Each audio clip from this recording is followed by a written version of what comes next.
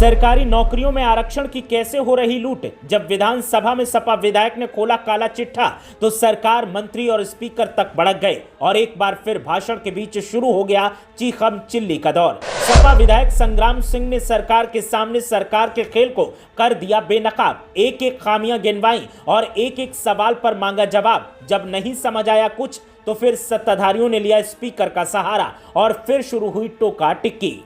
मंत्री हंगामा करते रहे, स्पीकर बार बार टोकती रही, लेकिन सपा विधायक ने अपना काम जारी रखा। पूरी की पूरी भर्ती प्रक्रिया की पोल तो खोली ही, आरक्षण के खिलाफ हो रही साजिश का भी कर दिया पर्दाफाश। सोचा नहीं था सरकार ऐसा भी कर सकती है। मैं महोदय मैं संक्षिप्त कर दूंगा। नहीं हो गया, टाइम पूरा हो गया। वो तकलीफ आप सबको है, मुझे पता है, इसलिए महोदय मैं ज्यादा उस पर बोलूंगा ही नहीं। आप बोल चुके क्योंकि बहुत तकलीफ आप लोगों को है। अगर सरकार की नीयत अच्छी होगी तो इसके कुछ प्रावधान भी अगर कहीं जटिलता पैदा करेंगे और नीयत अच्छी होगी तो भी संविधान बेहतर काम कर सकता है। लेकिन महोदय आज सरकार की नीयत में ही खोट है। उत्तर प्रदेश विधानसभा का शीतकालीन सत्र चल रहा है और शीतकालीन सत्र में जब भी सत्ताधारी पार्टी से तीखे सवाल किए जाते हैं तो हंगामा इसी तरह का देखने को मिलता है। अक्सर समाजवादी पार्टी की तरफ से आरक्षण को लेकर सवाल खड़े किए जाते हैं। समाजवादी पार्टी तर्क देती है कि सरकारी भर्तियों में आरक्षण का घोटाला किया जा रहा है, आरक्षण धीरे धीरे खत्म किया जा रहा है। और इसी मुद्दे पर बोलने के लिए समाजवादी पार्टी के विधायक संग्राम सिंह खड़े हुए थे सदन के अंदर और सत्ताधारी पार्टी के सामने कई ऐसे आंकड़े पेश कर रहे थे जिन आंकड़ों से उठते सवालों से सत्ताधारी पार्टी, मंत्री और स्पीकर महोदया भी परेशान दिखाई दे रही थी। संग्राम सिंह ने एक एक करके शिकायतों का पुलिंदा खोलना शुरू किया और ऐसे ऐसे आंकड़े पेश किए जिन्हें सुनकर सत्ताधारी पार्टी के नेताओं के चेहरे का रंग फक पड़ गया।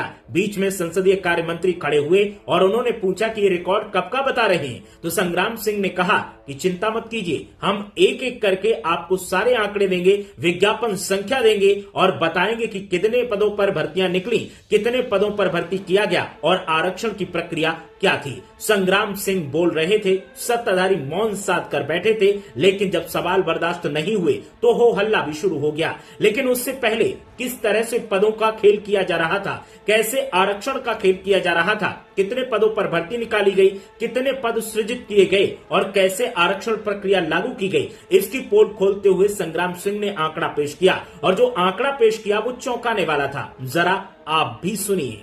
विभाग संख्या 79/05 चिकित्सा अधिकारी और वैद्य रिक्तियों की संख्या अनारक्षित 122, अनुसूचित जाति 15, अनुसूचित जनजाति 0, अन्य पिछड़ा वर्ग 15, ईडब्ल्यूएस 16। महोदया ये मेरा है, ये महोदया मेरा और वैद्य निदेशालय का।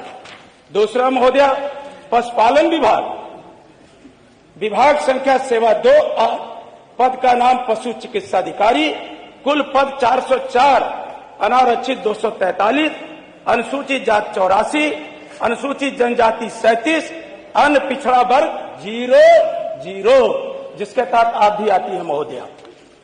स्वतंत्रता सेनानी 8, ईडब्ल्यूएस 40, विज्ञापन संख्या सहित बोल रहा हूँ, विज्ञापन संख्या सहित। ये कौन से पद का बोल रहे हैं? पशुधन विभाग। तीसरा आप सुन लें, संसदीय कार्य मंत्री जितना उत्तेजित न हो, सुनने की क्षमता रखें। फिर महोदया परिवार कल्याण महानिदेशालय उत्तर प्रदेश, कुल पद 221, विज्ञापन संख्या भी आप नोट कर लें।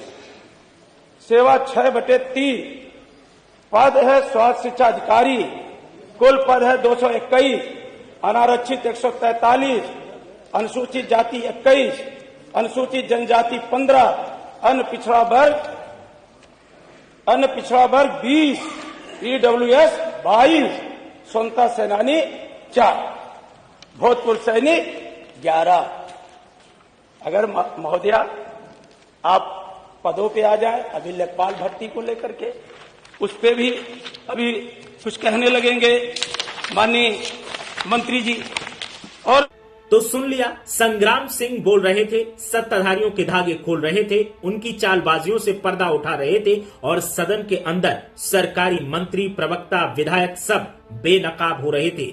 समाजवादी पार्टी के नेता संग्राम सिंह ने एक एक फैक्ट सबूत के साथ पेश किया और कई सवाल उठाए, लेकिन इन्हीं सवालों से चिढ़कर सत्ताधारी पार्टी की तरफ से टोका टिप्पणी की जाने लगी। स्पीकर महोदय सत्ताधारी पार्टी के नेता के तौर पर बार बार संग्राम सिंह को टोकने लगी तो संग्राम सिंह ने कहा कि मैडम, मैं अपनी बात रख रहा हूं और जल्द ही खत्म कर दूंगा, अपनी बात को कम समय में रखूंगा, मुझे बोलने दिया जाए। लेकिन स्पीकर महोदया बार बार उन्हें टोकती रही, उनके भाषण को रोकने की कोशिश की जाती रही और इसके पीछे मकसद सिर्फ एक था कि सरकार की पोल न खुल जाए। जरा देखिए सदन में जब संग्राम सिंह बोल रहे थे तो किस तरीके का माहौल बन गया। ये महोदया न्यायालय का देश है, इस तरह का महोदया लूट होगी, बताइए प्रतियोगी छात्रों में कितनी निराशा है। और यही बार बार हम लोग कहते हैं, जब हमारी पार्टी इस बात को उठाती है तो हमारे समाज के कुछ नेताओं को अपने पार्टी में हायर किए, वो कभी भी पिछड़ों के आरक्षण की बात नहीं करते महोदया, सरकारी नौकरियां स्थायी हो इसकी बात नहीं करते, बाबा साहब ने जो व्यवस्था दिया उसके तहत बात नहीं करते महोदया। आज आउटसोर्सिंग व्यवस्था ला करके पूरे उत्तर प्रदेश के अंदर, मैं साच के साथ बोलता हूं महोदया, चाहे पंचायती राज विभाग हो, स्वास्थ्य विभाग हो, नगर विकास हो, सारे विभागों में लाखों लाख से ऊपर आउटसोर्सिंग कर्मचारी रखे जा रहे हैं। आखिर ये आरक्षण को शिथिल नहीं कर रहे हैं तो क्या कर रहे हैं। और बाबा साहब डॉक्टर भीमराव अम्बेडकर ने संविधान सभा के अंदर कहा था महोदया कि भारत का संविधान अच्छा है, लेकिन ये सरकार की नीयत पर निर्भर करता है। अगर सरकार की नीयत अच्छी होगी तो इसके कुछ प्रावधान भी अगर कहीं जटिलता पैदा करेंगे और नीयत अच्छी होगी तो भी संविधान बेहतर काम कर सकता है। लेकिन महोदया आज सरकार की नीयत में ही खोट है। सत्ताधारी पार्टी की तरफ से जब भी समाजवादी पार्टी के विधायक मुद्दों पर बोलते हैं, सत्ताधारी पार्टी से सवाल करते हैं, तो अब सदन के अंदर ऐसा ही माहौल बना दिया जाता है। और इस माहौल की शुरुआत संसद भवन के शीतकालीन सत्र से शुरू हुई। लगातार इसको लेकर सवाल खड़े किए जा रहे हैं और लगातार एक ही बात कही जा रही है कि जनहित से जुड़े मुद्दों पर जब सरकार से सवाल पूछा जाता है तो सरकार इतनी ऑफेंड क्यों हो जाती है, स्पीकर महोदय या महोदया इतने पक्षपाती क्यों हो जाते हैं। बार बार ये सवाल किए जा रहे हैं, लेकिन संग्राम सिंह ने जिस अंदाज में आरक्षण के घोटाले को लेकर के आंकड़े पेश किए उसने चौंका दिया है और उनका भाषण सोशल मीडिया पर लगातार वायरल हो रहा है।